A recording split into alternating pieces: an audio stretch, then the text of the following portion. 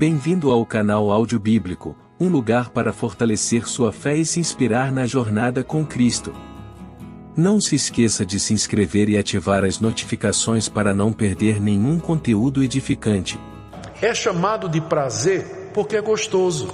É chamado de prazer exatamente porque é gostoso. Porque a gente faz porque gosta. Porque a gente se sente recompensado. O pecado é gostoso. O pecado é gostoso. Depois vem o preço, não é? Depois que passa vem a ressaca. Aí vem as consequências. Mas na hora, a maior atração do pecado é exatamente essa. Que é alguma coisa boa, desejável e prazerosa. Por isso é que é chamado de prazeres. Então, estas paixões, elas estão na nossa natureza, elas querem nos dominar e elas querem nos conquistar. E é quando nós cedemos a elas, quando nós nos rendemos ao apelo dessas paixões e desses prazeres, é que nós caímos então em pecado. As consequências, os efeitos de nós atendermos esses desejos são colocados por Tiago aqui. Cobiçais e nada tendes, matais e invejais e nada podeis obter, viveis a lutar e a fazer guerras. Aqui ele enumera algumas atitudes da pessoa que resolveu atender aos desejos do seu coração a qualquer preço. Cobiça e nada tem.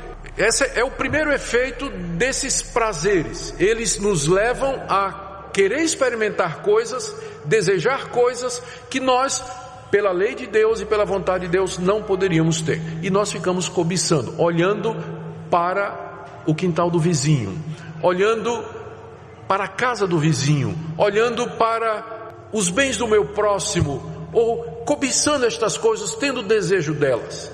Tiago diz que a gente, quando resolve andar dessa forma, a gente vai viver num estado de cobiça e não vai obter. Provavelmente o que ele está dizendo aqui é que não vai obter o prazer que pensava que iria obter, ou a satisfação que teria em comer o fruto proibido do jardim do vizinho. Então no final não vai lhe satisfazer. Ou seja, a pessoa que é mundana, ela vive num estado eterno de cobiça. Ela nunca está satisfeita. Ela quer mais, quer experimentar mais o tempo todo.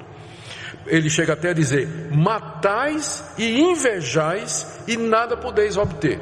Eu acho difícil que tivesse, não podemos entender isso aqui literalmente, né? Tiago não está dizendo que tinha gente lá na igreja matando o outro para tomar a granja dele, ou a propriedade dele, ou a chácara dele. Eu não creio que ele está dizendo isso. Mas ele está dizendo que há pessoas, uma vez que a gente se deixa dominar por esses desejos, então pode-se chegar ao extremo de que você está disposto a fazer qualquer coisa para atender a sua paixão e a sua vontade. Isso explica porque que de repente gente que a gente considerava como equilibrada, gente boa, faz uma bobagem na vida. Lembra de fulano? Lembro, muito bem. Largou a mulher, foi embora, apareceu uma mulher na vida dele, casado há 30 anos, largou a mulher e foi embora, deixou com o filho, deixou tudo aquilo ali. Mas como pode um negócio desse? E se explica porque tem gente que de repente faz uma bobagem e você não imagina de onde vem. Vem dos prazeres que militam na carne, que provoca cobiça. Você lembra de fulano? Se lembra? Rapaz, o cara de repente resolveu arriscar tudo que tinha no negócio ilícito, se meteu com gente que não devia, gente desonesta, perdeu tudo que tinha. Rapaz, como é que pode um negócio desse? Quem está em pé, cuidado que não caia. Porque nós todos participamos dessa natureza. E nós todos somos tentados de todas estas formas. Cobiçamos, invejamos, estamos dispostos a matar. Note que Tiago aqui está refletindo os 10 mandamentos, não é? Onde se fala exatamente dessas coisas. Nós desobedecemos a Deus e no final nós não temos nada porque estas coisas não satisfazem realmente. Elas não podem encher o nosso coração. O que é que eu preciso para me livrar do mundanismo? O que é que eu preciso para voltar a ter uma vida de oração?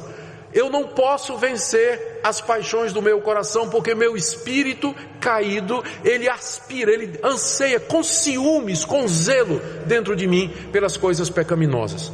Mas existe um poder maior do que o poder do meu coração. Esse poder é a graça de Deus, é o favor de Deus, é a sua misericórdia, é o poder do Espírito Santo de Deus que vem sobre mim. Só que Deus dá a sua graça não ao arrogante, mas Ele dá a sua graça a quem? os humildes. Então, o que é que eu faço para obter a graça de Deus, para me livrar da escravidão, do domínio do pecado no meu coração, para que eu possa orar e ter comunhão com Deus? Tiago diz, do verso 7 até o verso 10, portanto, vocês vão fazer estas 11 coisas. Vocês querem a graça de Deus? Para se livrar das paixões do pecado e poder ter as orações respondidas? 11 coisas. Primeiro, verso 8, chegai-vos a Deus. Vocês não oravam, vocês não têm porque não pedem, mas agora cheguem-se a Deus. Segundo, purifiquem as mãos, pecadores. Purificação das mãos significa confessar os pecados, pedir perdão. Veja o verso 7, que acabei passando, voltando ao verso 7. Sujeitai-vos a Deus. Essa faltou. Ainda no verso 7, resisti ao diabo. Agora Tiago revela quem também está por detrás de tudo isso. Ele não tinha falado no diabo até agora, não é? Tinha falado do mundo, das paixões do nosso coração, mas agora ele menciona o diabo, porque o diabo está por detrás de tudo isso. Ele usa tudo isso. Resiste, cheguem-se a Deus, sujeitem-se a Deus, resistam ao diabo. Verso 8, chegai-vos a Deus em oração.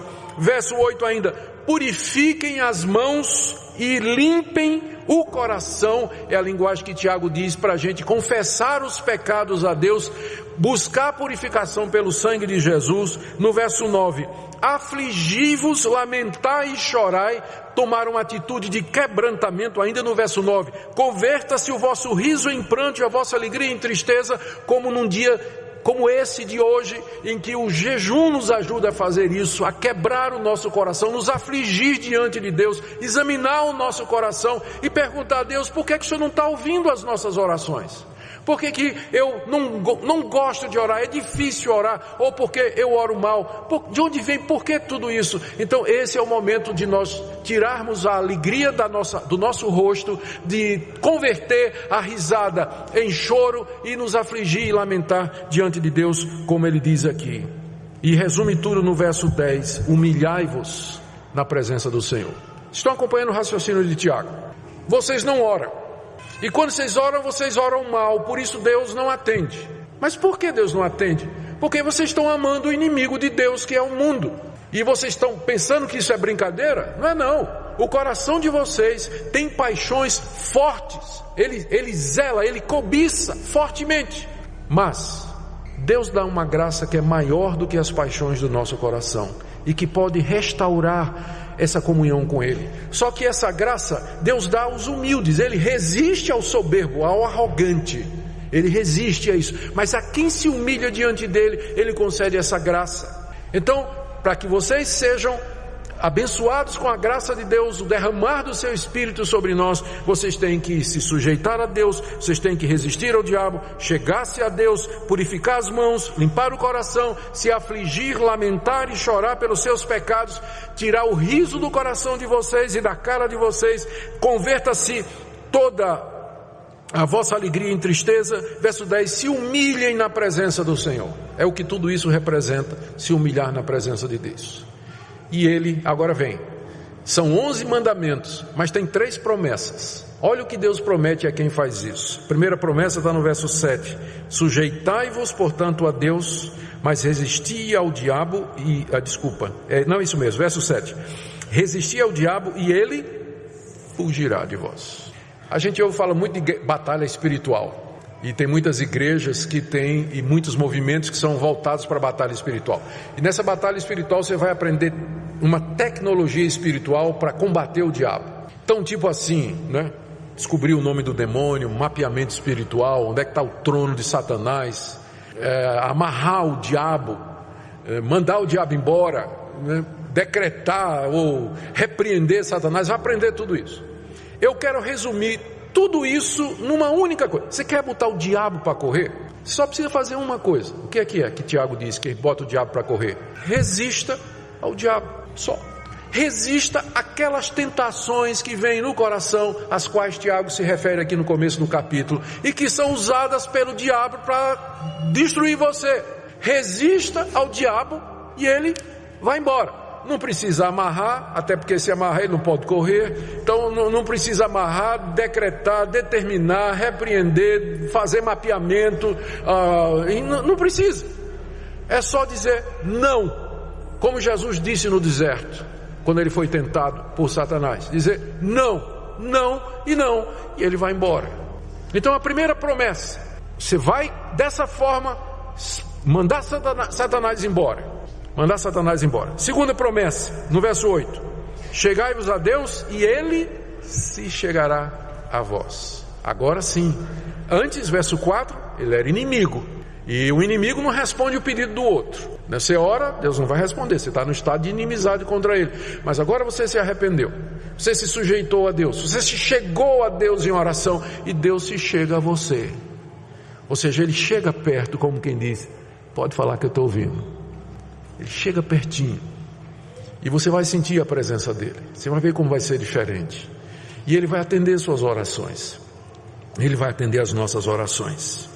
E tem a última promessa que está no verso 10: humilhai-vos na presença do Senhor e Ele vos exaltará. Tudo aquilo que você queria desde o começo, você poderia ter se tivesse buscado a Deus. Se você tivesse humilhado diante dEle. Se você tivesse quebrantado o seu coração diante dEle. Se você tivesse procurado a graça e a misericórdia de Deus, Ele se chegaria a você, Ele exaltaria você, responderia às suas orações, os seus desejos, se nós tão somente fizermos isso. Querido, nós estamos aqui hoje com esse propósito de nos humilhar diante de Deus, de clamarmos a Ele, colocar nossa vida em ordem diante dEle. Tire o dia de hoje para fazer isso que Tiago está recomendando aqui, para limpar as mãos, limpar o coração, limpar a sua consciência, colocar a vida em ordem diante de Deus, se quebrar diante dEle e dizer: Deus, o que é que está errado na minha vida? O que é que eu preciso mudar? O que é que precisa ser transformado em mim? Qualquer coisa que o Senhor disser, eu estou disposto a fazer. Tenho que romper um relacionamento, eu vou fazer. Tenho que devolver isso, eu vou devolver. Tenho que parar de fazer isso, eu vou parar. Eu tenho que seguir esse caminho, eu vou seguir. Porque Tua graça é melhor que a vida. Tu dás uma graça maior àqueles que são Teus. Que essa seja, irmãos, a decisão e o propósito do nosso coração nessa manhã. E que o nosso Deus, conforme a sua promessa, se chegue a nós e nos exalte. E que Satanás corra, fuja diante do exército de Deus, diante do seu povo, que em oração procura e obtém o favor do Altíssimo.